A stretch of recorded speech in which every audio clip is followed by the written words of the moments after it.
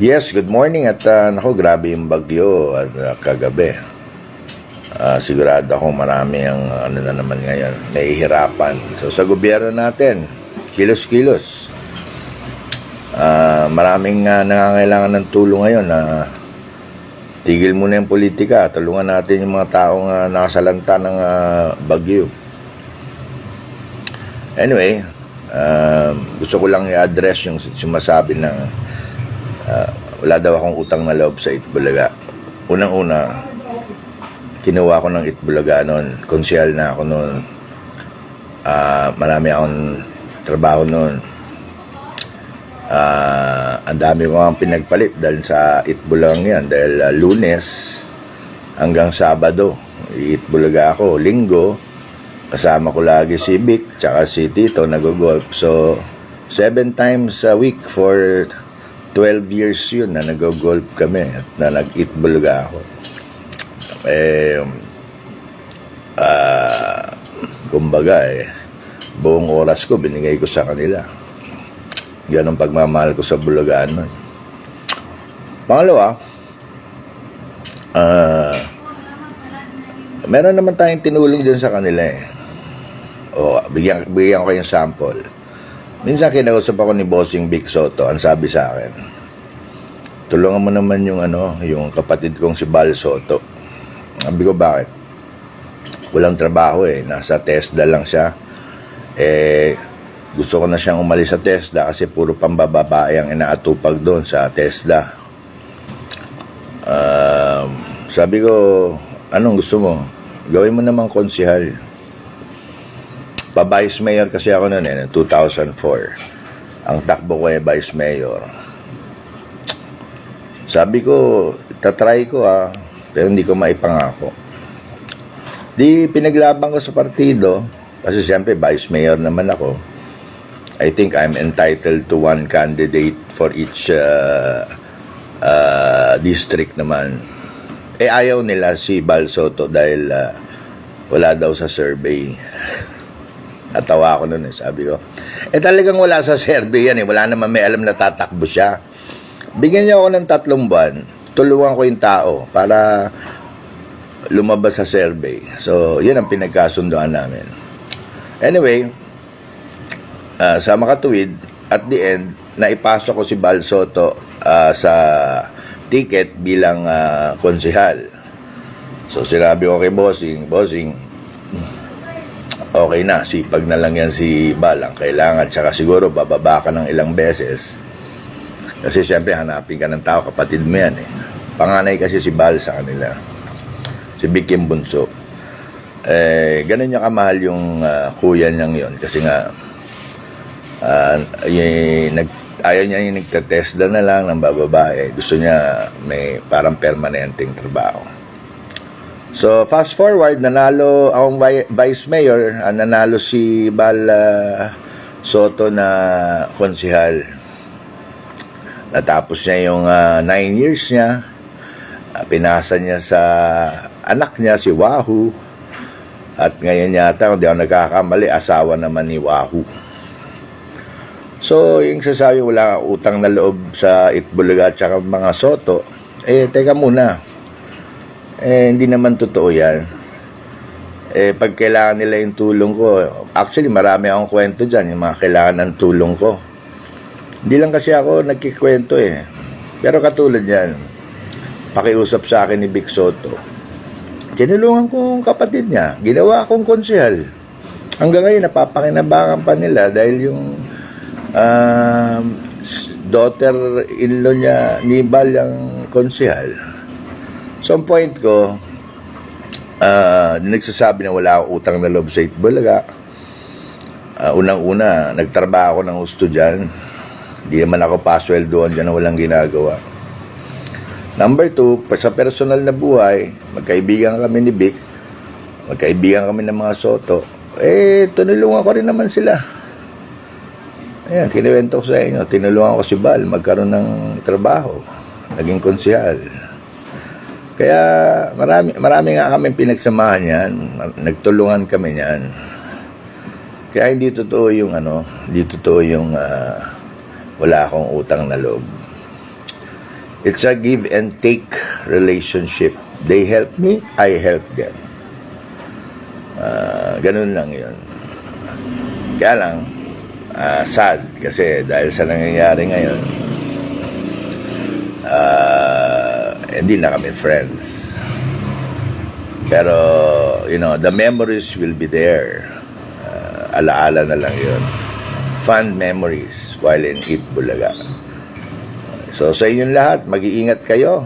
Mga kababayan ko dyan sa Bicol, Diyos maray na ugto sa Indong Gabos. Sana wala masyadong napahamak dyan sa inyo. Naku, yung Bicol daw, binanatan ng usa. Manonood ako ng news, titingnan ko kung ano mga mangyari at tingnan natin anong pwede natin gawin, sino pwede natin tawagan para makatulong dyan sa inyo. Again, ingat po lahat. It's a Monday. Monday ba ngayon? Monday. Bye!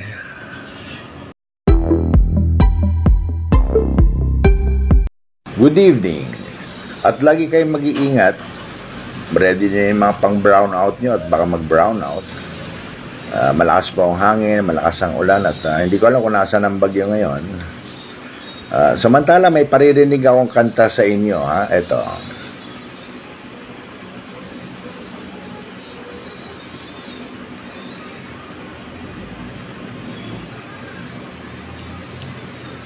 Expedition 5! Si Bossing, feel ko may gusto siya sa akin. Kasi manalo, mukhang may pagtingin. Ayan, kinakanta niya sa mga karaoke bar yan, di ba? Si Anjo Iliana, mukhang may pagtingin. Pinalitan na, ginawang Jose Manalo, mukhang may pagtingin. Yan. Malamang ang nag-idea niyan, si Jose na rin eh. Dahil sasabihin ko na sa inyo, isa sa pinakamasamang ugali dyan sa Itbulaga, si Jose Manalo. Opo. Pag wala si Bossing dyan, napakayabang niyang taong yan. Ilang beses ko nang gusto sapakin yan eh.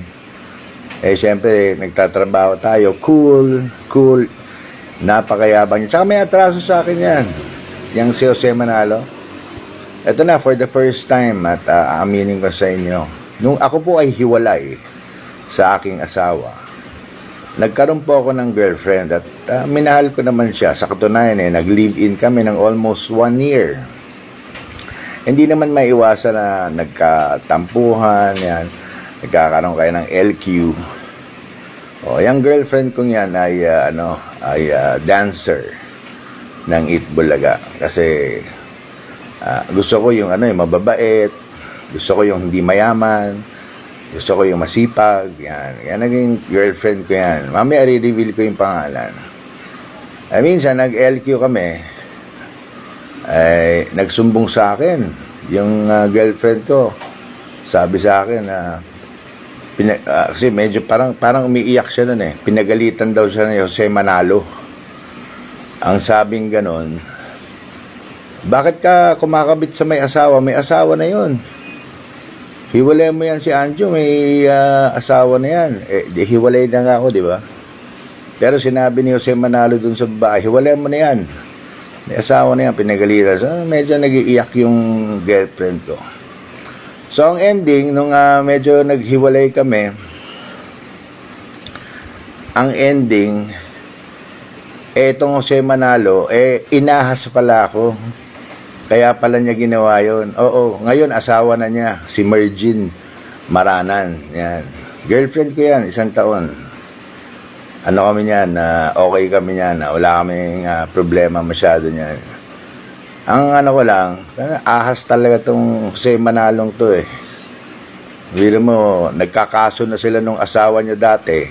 Naalala niyo yun, sila mag-asawa, nagbenta ng bangin.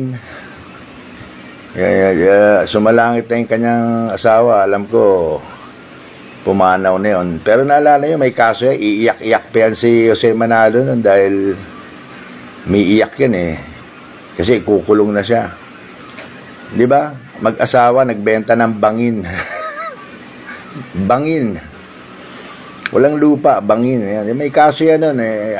Hagilapin nyo nilang yung mga kaso niyan.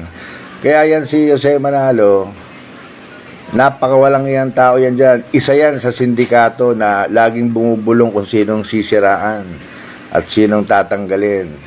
At ako, malamang tinirabaho niya na siniraan ako ng siniraan. Bakit?